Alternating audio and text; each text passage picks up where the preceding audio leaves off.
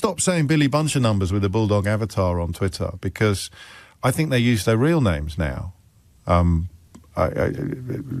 sort of out-and-out racist, since Elon Musk bought it. Why would you hide your identity if you're not going to get into any trouble for being a Nazi? You're about to watch a 12-minute radio segment where a well-known broadcaster and callers reach unanimous agreement that Keir Starmer is basically a master diplomat holding back World War III with sheer force of personality. Not one person in that conversation, not one, stops to ask, if he's that brilliant on the world stage, why are the public so exhausted with him? They'd rather have the guy who won't even face unvetted questions. We're talking about a man who's simultaneously getting booed by pro-Israel crowds and attacked by pro-Palestine voters, who's facing a rebellion inside his own party weeks into the job, and who polled worse than Liz Truss at one point. But in this echo chamber, the opposite is true, and nobody notices it. Watch what happens when agreement replaces scrutiny. He sort of led the line on the Nadeem Zahawi stuff, and he's got interesting things to say about Angela Rayner, Nadeem Zahawi and Zach Polanski, who of course is facing questions over his council tax situation on a canal boat. A quick word before we get back to the phone-in proper. The only reason that you know about Nigel Farage's £5 million donation from a Thai-based billionaire who's made a lot of money out of cryptocurrency and is set to make a hell of a lot more if Nigel Farage becomes Prime Minister, is because of journalists. Journalists at The Guardian did it. And I appreciate it's pathetic for the Daily Telegraph to run an interview with Farage in which he talks about a firebomb attack that the police have never heard of, as far as we can tell, rather than the £5 million donation. So they refused to answer The Guardian's questions and went running to the Daily Telegraph in the hope of getting a soft ride, and they got a soft ride. So I can understand how you can critique some journalists, but you can't say, why aren't journalists doing more about this, when you only know about it because of journalists, in this case journalists at the Guardian. I'm guilty of it myself, saying things like the media.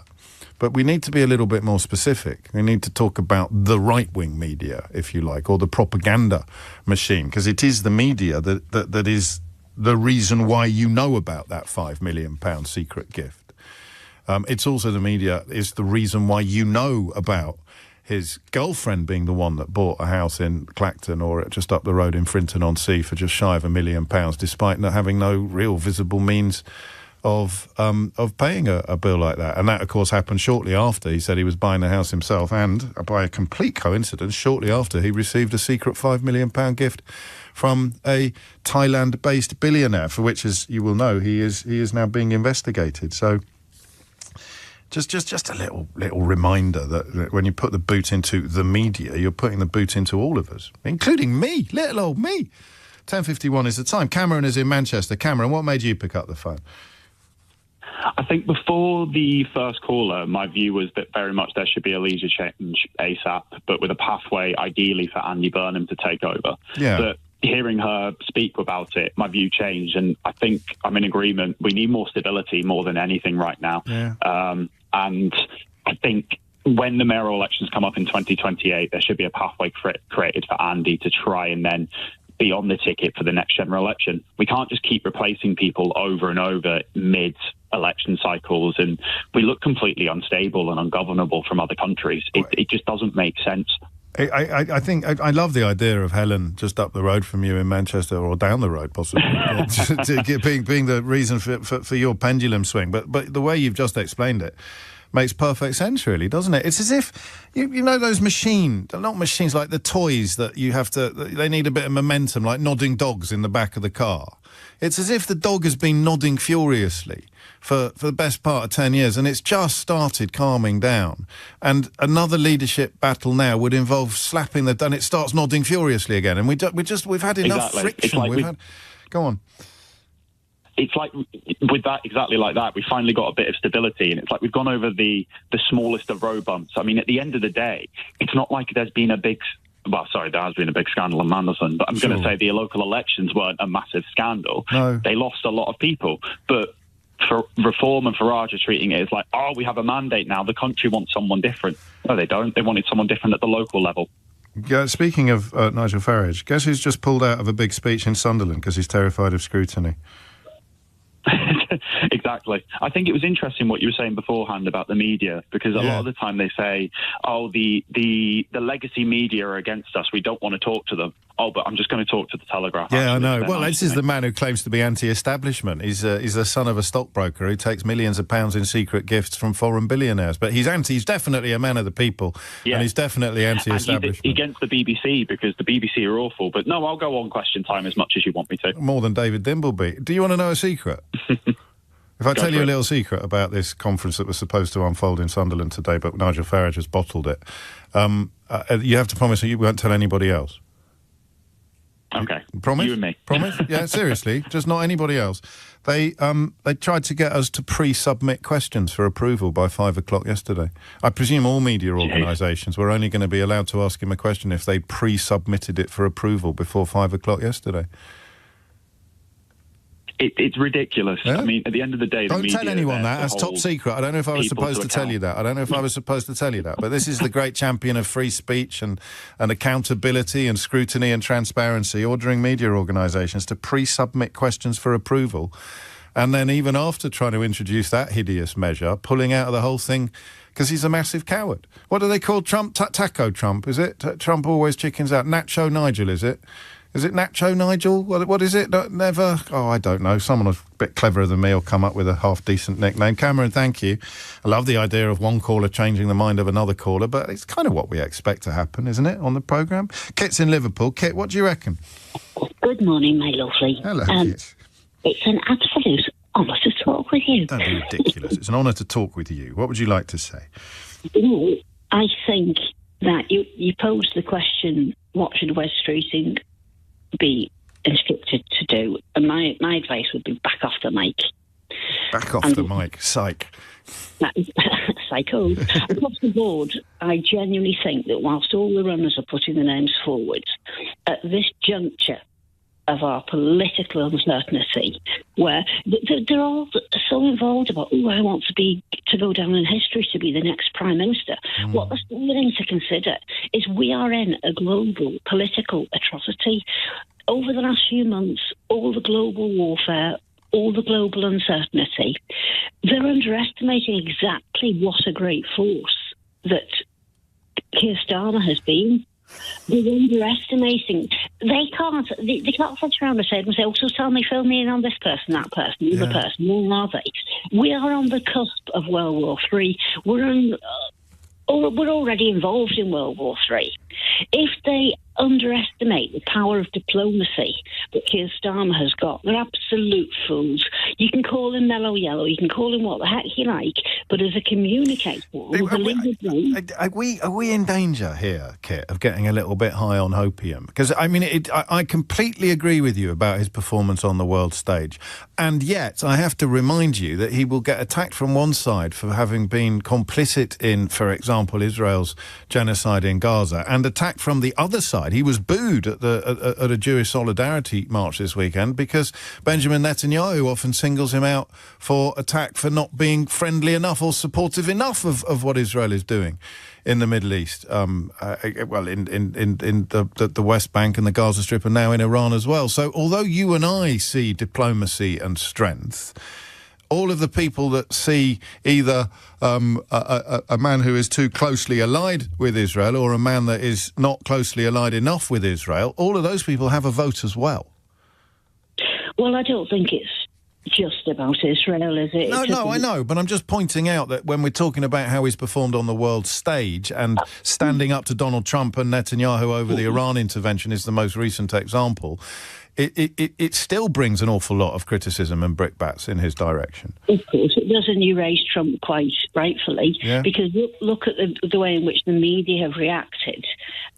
Trump was one of the ones who was trying to fool Keir Starmer. One has to ask the question, why? Why? I know. Why does he have such a problem with Keir Starmer? Why has he got a problem? He's got a problem with Keir, because Keir is trying to retain world peace.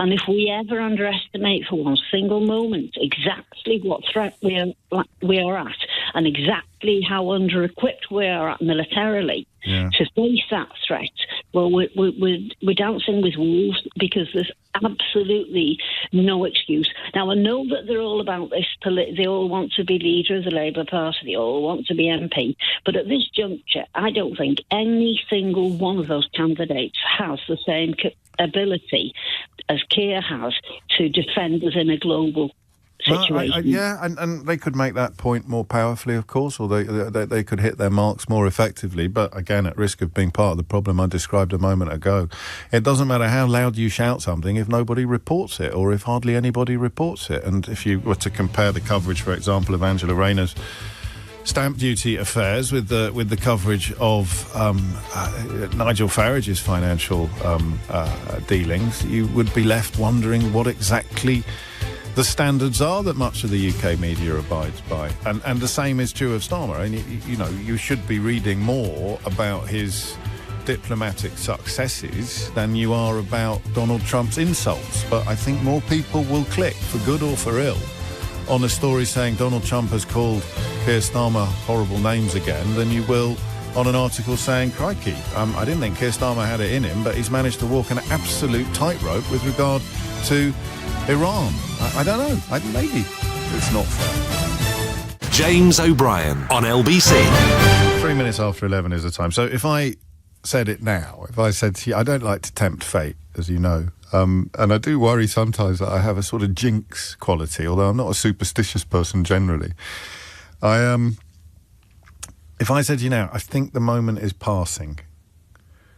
I don't know why I think this. The problem is that when I talk to you, I calm down, and I find myself. I think Helen in Manchester is a sort of totem of today's show, isn't she?